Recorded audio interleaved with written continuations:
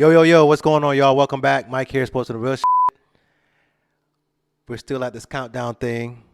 NFL Best to Wear Jersey Countdown, hosted by me, yours truly. Don't forget to subscribe and like and share and all that stuff, man. Leave your comments, whatever it may be. If I'm crazy, let me know. So we're down to 23. A lot of dudes wore number 23. It's not the basketball 23. But a lot of good dudes wore 23, so we're going to get into that. So if y'all ready, let's go.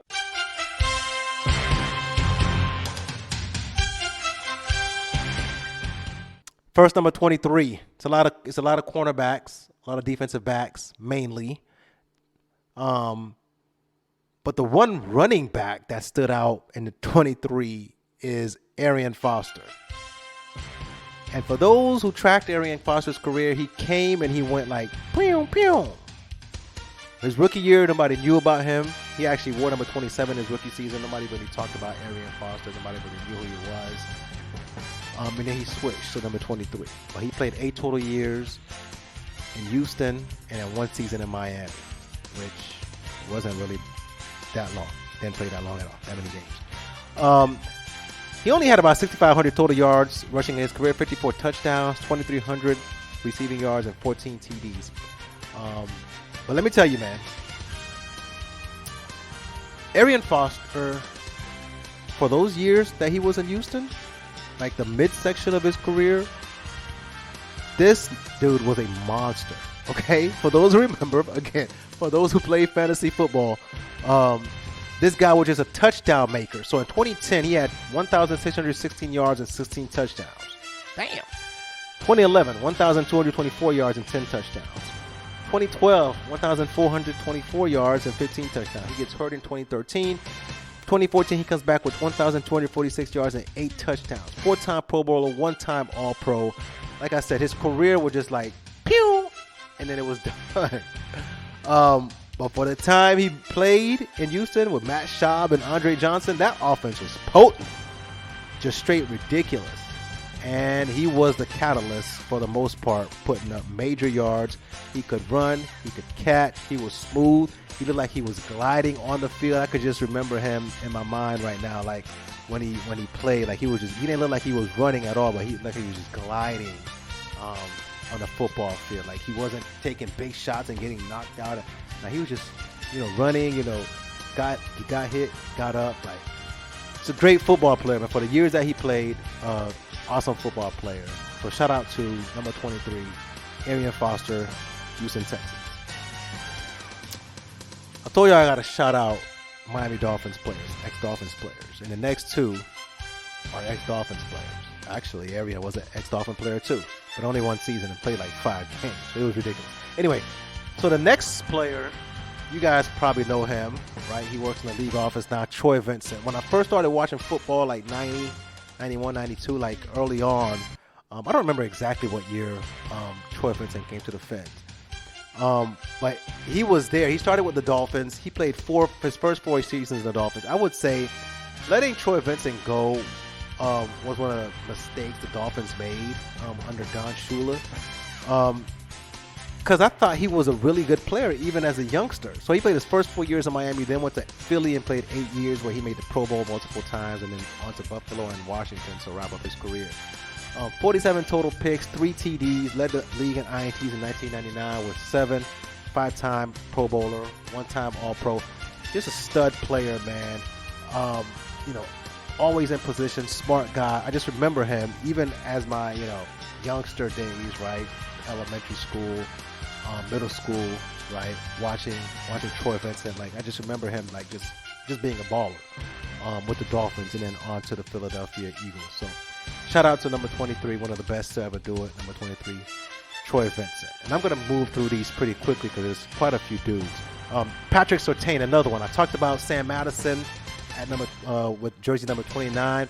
The other half of that duo was Patrick Surtain. Those boys were, you couldn't do nothing with them, man. They both played in press coverage, Jimmy Johnson system, bump and run, like in your jersey, in your shirt. I loved it, physical style. 11 years. This kid is in the league now. I can't believe I saw him and his kid like come into the league. P2, and he's a stud as well. But 11 years for Patrick Surtain, senior, 7 in Miami, 4 in KC, 37 total picks of his career, 2 TDs, 8 forced fumbles, 8 fumbles recovered, 3-time Pro Bowler, 1-time All-Pro. I remember this guy again, man. Him and Sam Madison, Dolphins uniforms, like, passing offense is nightmare. So shout out to Patrick Surtain, one of the best 23 to ever play in the league. Next is Joe Hayden. I remember him in UF and then coming into the league, played 12 years, 7 in Cleveland and then in Pittsburgh, 29 total picks, 2 TDs, 3-time Pro Bowler, 7 forced fumbles, 6 fumbles recovery. Again, he one of those guys, like, he was in your shirt. He was there, played his position well. And really, you know, for the teams, the bad teams that he played on, he was like one of the lone bright spots in Cleveland. No shade to Cleveland, but for those Browns teams, he was like him and Joe Thomas were like the only bright spots for that team.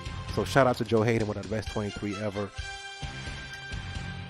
Next up is D'Angelo Hall, played 14 years. Atlanta, Oakland, Washington. 43 total picks. That's a lot. 5 TDs, 11 forced fumbles, 15 fumbles recovered, 3-time Pro Bowler. Probably an underrated corner, but really coming out of Virginia Tech. I remember watching him in college and then into the pros. Just a straight baller, right? Some guys will just ball. They just play, right? No matter what you do, no matter what system they're in, what team they're on, they're going to play their position. They're going to do their part. They're going to intercept the ball, you know, do what they got to do. D'Angelo Hall was that guy. He was one of the best cornerbacks in the league for a super long time. So shout out to D Hall, one of the best number 23s.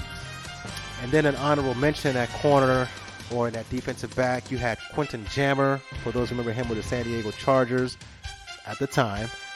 21 TDs, 21 interception and 1 TD for his career. And then a guy who I remember growing up, I wanted to shout out, Blaine Bishop. Played for Houston and Tennessee franchise, right? Oilers, Titans, whatever. And then the Eagles for a year. 4-time Pro Bowler. I just remember him because he was a hitter, as the highlights will show. He liked contact, seemingly, but he detonated on people as a safety. So I just wanted to shout out Blaine Bishop, one of the best number 23 to ever do it as well. But the best number 23, I think, he wasn't a corner, defensive back. He wasn't a running back. Devin Hester, Chicago Bears, was that guy. Watching him at the University of Miami, dudes couldn't catch him then, and they couldn't catch him in the pros. And I think he deserves to be in the Hall of Fame because of the way he impacted team strategies when it came to kicking and like nobody wanted to kick and punt to this guy. Because if you did, he was liable to take that thing to the crib. 11 years, Chicago, Atlanta, Baltimore, Seattle, 4-time Pro Bowler, 3-time All-Pro, 3,000 receiving yards for his career, 16 TDs, but 14,000 all-purpose yards, 14 punt return TDs, 5 kick return TDs. He had kick returns of 98, 97, and 96 yards long. He had punt returns of 89, 2 times, 84, 82, and 81. Like, when this cat got his hand on the ball, and the highlights show this, like, he was ready to go, like, gone.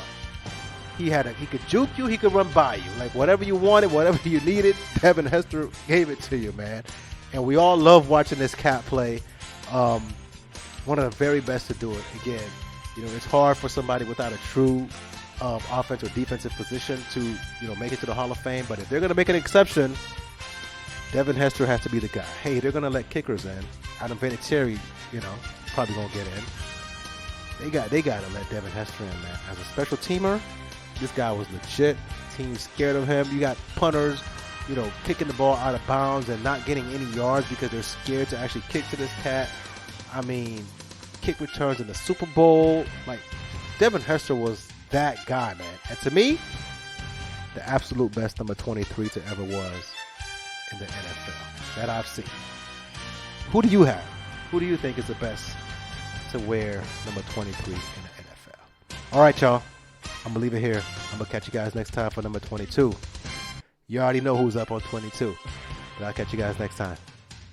Mike Feldman, Sports in the Rush. Peace.